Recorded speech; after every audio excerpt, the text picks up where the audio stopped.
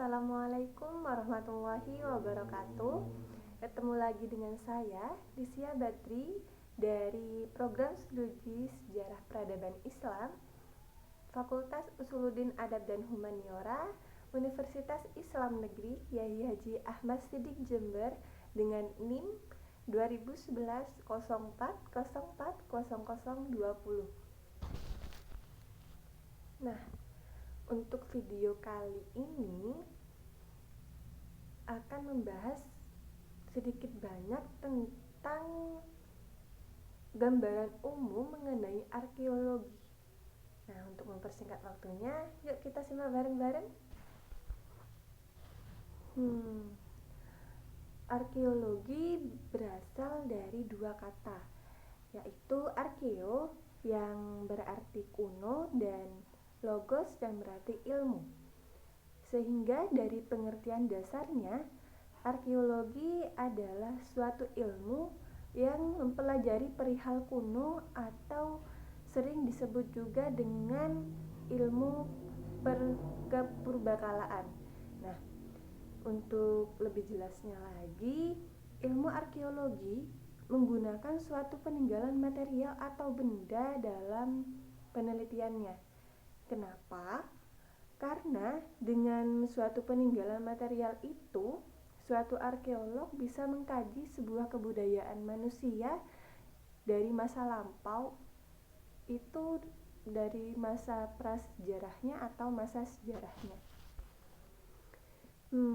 Beralih kepada tujuan ilmu arkeologi, disimak dari pengertian tentang ilmu arkeologi sebelumnya.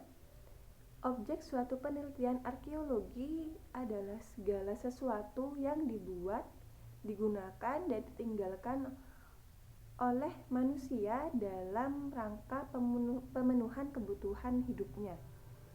Dan dalam ilmu arkeologi sendiri, hal itu dikenal sebagai artefak, benda buatan manusia yang bisa dipindahkan, fitur, benda buatan manusia yang tidak bisa dipindahkan, dan ekofak, benda alam yang mempunyai kaitan dengan kehidupan manusia.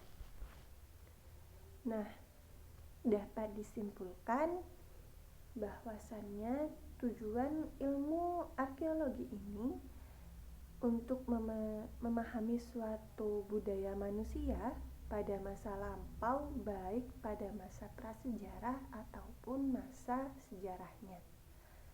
Akan tetapi, dalam ilmu arkeologi terdapat juga beberapa ilmu bantu yang digunakan, antara lain ilmu sejarah, antropologi, geografi, arsitektur, dan banyak lain sebagainya. Ilmu bantu yang Lisia sampaikan tadi itu digunakan untuk mempermudah suatu penelitian arkeologi. Beranjak kepada masalah metode penelitian arkeologinya, secara umum biasanya penelitian arkeologi melalui 3 tingkatan, yaitu pertama observasional atau pengumpulan data, yang kedua deskriptif atau pengolahan data, dan yang ketiga eksplansif atau penafsiran data.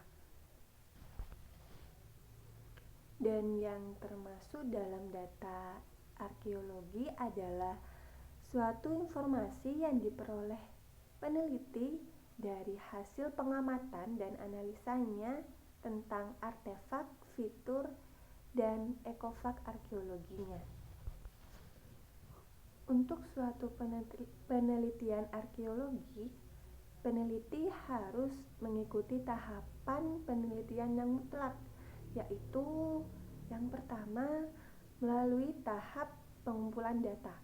Pengumpulan data ini ada 3 teknik, yaitu yang pertama penjajakan, kedua survei, dan ketiga ekskavasi.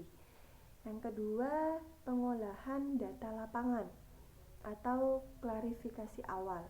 Yang ketiga melalui tahap analisis dan rekonstruksi kebudayaan, dan yang terakhir melalui tahap pelaporan dan publikasinya. Kembali kepada pengumpulan data, yang mana ada 3 teknik ya tadi yang Lysia sampaikan. Yang pertama penjajakan, yang kedua survei, dan yang ketiga ekskavasi. Dan di sini Lysia akan membahas tentang ekskavasinya.